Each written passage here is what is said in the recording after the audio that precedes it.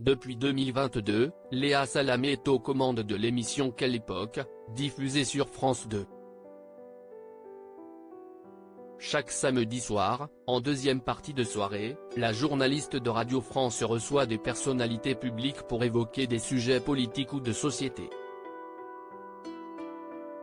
Le programme est co-animé par Christophe de Chavannes, Paul de Saint-Cernin et Philippe Caverivière. Pourtant, avant le lancement du programme, Léa Salamé avait été conseillée de ne pas collaborer avec Christophe de Chavannes, réputé pour son caractère difficile. Prends des gens un peu transparents, comme ça, on ne te volera pas la vedette, lui aurait recommandé son entourage, comme elle l'avait rapporté au Figaro Télévision. Léa Salamé @AFP, mais la compagne de Raphaël Glucksmann n'en a pas tenu compte et a finalement recruté l'ancien animateur de La Roue de la Fortune. Cependant, des rumeurs de mésentente entre Léa Salamé et Christophe de Chavannes ont commencé à circuler dans la presse. À tel point que le départ de ce dernier de l'émission a même été évoqué. Léa Salamé réagit aux rumeurs. Ce dimanche 14 juillet, Léa Salamé s'est exprimée sur le sujet dans les colonnes de la Tribune du dimanche.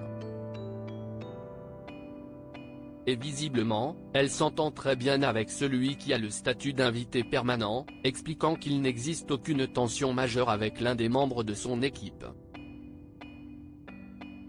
Je n'ai pas compris tous ces articles. Oui, il y a pu avoir des frictions, mais comme cela arrive avec n'importe quel collègue, a-t-elle minimisé. Et de révéler qu'elle a parfois le même genre de désaccord avec Nicolas Demorand, son binôme à la radio, on a monté en épingle une rivalité qui n'existe pas. A affirmé Léa Salamé. Néanmoins, la journaliste a reconnu que Christophe de Chavannes, une personnalité assez particulière, ce qui est vrai, si est que Christophe a beaucoup de caractère et est ultra sensible. Quand il est malheureux et traverse des moments difficiles dans sa vie personnelle, il n'arrive pas à le cacher et on peut le ressentir à l'antenne. À l'inverse, quand il est gai, ça se voit. Ça fait son charme. Un caractère bien trempé. En début d'année, l'attitude de Christophe de Chavannes a été pointée du doigt par d'anciens collègues, qui ont fait les frais de son attitude parfois jugée ingérable.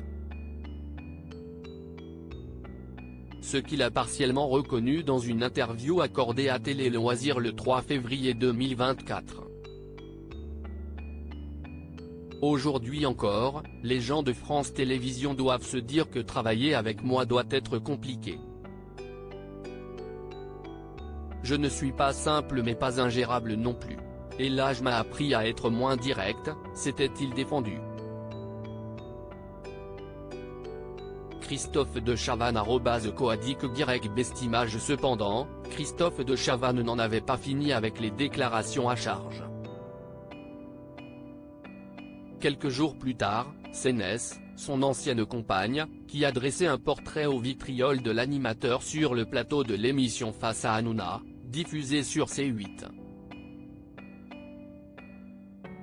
La jeune femme a ainsi confié avoir vécu un calvaire durant leurs 9 mois de relation. Je n'avais pas le droit de me lâcher les cheveux, d'avoir des ongles de couleur et seulement le droit de me maquiller pour lui le soir. A-t-elle déclaré. Des propos démentis par l'intéressé sur le plateau de Quotidien, affirmant que son ex n'aurait pas supporté leur rupture. Ce qui lui a valu de se faire tacler par Mathieu Delormeau, qui lui a conseillé de ne pas faire de vagues. Car lui aussi aurait bien des choses à dire à propos de l'ancienne acolyte de Victoria Silvstedt. Si tout est faux, pourquoi aucune co-animatrice, une dizaine, chroniqueurs, Charlie et Lulu et j'en passe, ne disent pas un mot gentil pour le défendre à part sa fille? S'est-il demandé, avant d'indiquer, PS, si moi un jour je raconte mes anecdotes avec lui. Et témoin. Épreuve. Ce serait pour lui. Bref, juste qu'il se taise. Et vous, qu'en pensez-vous ?